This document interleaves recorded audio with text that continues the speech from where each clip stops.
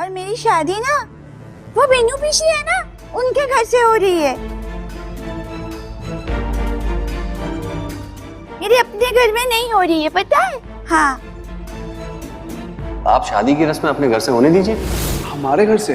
हाँ, आप शादी को स्वीकार कीजिए और सारी रस्में अपने घर से कीजिए। दिखाइए कि आप बहुत खुश हैं और दिल से शादी करवा रहे हैं, क्योंकि जब हम बाद में एंट्री लेंगे तो आप पर किसी का शक नहीं जाएगा।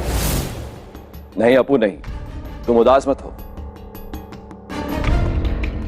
मैं जानता हूं तुम्हें काकू बहुत बुरे लगते हैं, लेकिन तुमने कभी भी काकू को समझने की कोशिश की कि वो ये सब क्यों करते हैं? खैर, जो हुआ सो हुआ, अब सब बातें छोड़ो। तुम क्या चाहते थे? कि तुम्हारी शादी इसी घर से हो, तो वैसा ही होगा। तुम्हारी शादी इसी घर से होगी। और अब ये सुनकर कि आज शुभो को परवाह हो रही है अप्पू की, अंजना, बाबलू, छोटौन सब अचंभित होते हैं। इतना परिवर्तन आखिर कैसे? पर जहां माँ बाबा को कुछ भी नहीं पता, वहीं बाकी सदस्यों को ये पासा फेंका हुआ सब समझ में आ रहा है शुभो का। हाँ सच में, अब तो तुम खुश हो ना? और माँ बाबा, आप लोग तो खुश है ना अभी? मिमी के आ जाने से अपूदी की शादी इसी घर से हो रही है।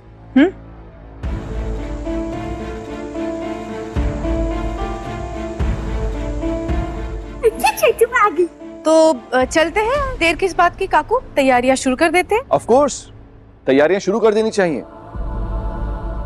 और दादा प्लीज अब सब बातें छोड़िए और एक बात को समझिए कि अप्पू मेरी भी बेटी है। जिस तरह अनिरुद्ध को आप अपना बेटा मानते हैं, अप्पू को बेटी मानने का मेरा पूरा हक है। पर कहीं न कहीं शुभो की इन चिकनी चुपड़ी बातें अंजना और बाबलू को तो हजम ही नहीं हो रही। क्या उनका मजाक तो नहीं उड़ा रहा है शुभो? इस अच्छाई के पीछे आखिर क्या है सच? हाँ, मेरे कुछ जज्बात थे जो कि मैं आपको समझा नहीं पाया, लेकिन आपको ये बात माननी पड़ेगी कि अप्पू को मैं घर की बच्ची समझता हूँ। अरे वाह बाबा, एक साथ इतने सरप्राइजेस, अमेजिंग यार। ये डिसीजन जो आपने लिया है ना, बहुत सही लिया है। वैसे भी अगर किसी और के घर में शादी होती तो मैं तो नहीं अटेंड करने वाली थी। छोटन, ये खबर मीनू तक भी पहुंचा दो, वो शादी की तैयारियों में लगी होगी वहाँ। बड़ी आप ही बता दीजिए ना, मैं बात करूंगा तो बेकार में नाराज हो जाएगी। नाराज क्यों हो जाएगी? अरे उसे इन्फॉर्म करो कि प्लान चेंज हो गया है। हाँ, अब शादी वहां नहीं, हमारे घर पे होगी। और सबसे पहले उसे इनवाइट करना। अगर मना करती है तो मैं उसे खुद बात करूंगा। हाँ दादा, आपकी बात ठीक है। अगर घर के बड़े बात करेंगे तो बेहतर होगा ना। हाँ, तुम तो अब बात करने लायक भी नहीं रहे। और एक बार फिर छोटौन को उसकी गलतियां का एहसास दिला रहे हैं माँ बाबा। पर किसे क्या पता ये डिसीजन छोटौन के लिए भी कितना भारी पड़ा है। पर अंजना को छोटौन की इस तरह बेइज्जती पसंद नहीं आ रही। क्या कहोगे उससे? हाँ छोटोन, वैसे इतनी प्यारी लड़की का दिल तोड़ा तूने, बहुत दुख दिया तूने मीनू को, बहुत परेशान किया तूने मीनू को। अरे तू ही तो ले गया था ना इन लोगों को वहां पर। अब तू ही जाकर बात कर। बात करने में हिचक कैसी? ये जिम्मेदारी है तेरी, समझा? और बाकी मीनू से मैं बात कर लूंगी। माँ, आप हर चीज मुझ पर डाल देते हैं, ये तो गलत बात है। और जहां छोटौन का सबके बीच फिर से खिल्ली उड़ने लगा है, वहीं अब मिमी, बोलो माँ, मुझे ना बहुत भूख लगी, कुछ खाने को दे दो ना।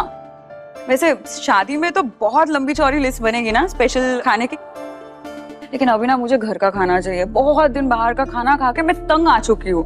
पहले मैं सोच रहा था कि शादी में मजा कैसे आएगा, पर अब मिमी आ गई है ना तो बहुत धूम मचेगी।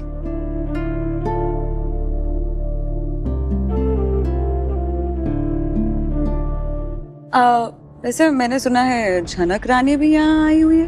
हाँ? और एक बार फिर टेंशन का माहौल तो छा ही जाता है परिवार के बीच। झनक का नाम लेते ही सबकी बोलती बंद हो जाती है। बड़े बड़ों की। तो किधर है वो? मुझसे मिलने क्यों नहीं आई अब तक? मिमी, वो पौड़ो माँ ने आपके लिए कचौरियां बनवाई, आपको पसंद है ना? तो बस उसी की तैयारी कर रही थी। आपको भूख लगी होगी ना? कचौरी? कितने दिन तक हो यहाँ? जी, अपू दी की शादी तक मैं यहीं पर हूँ।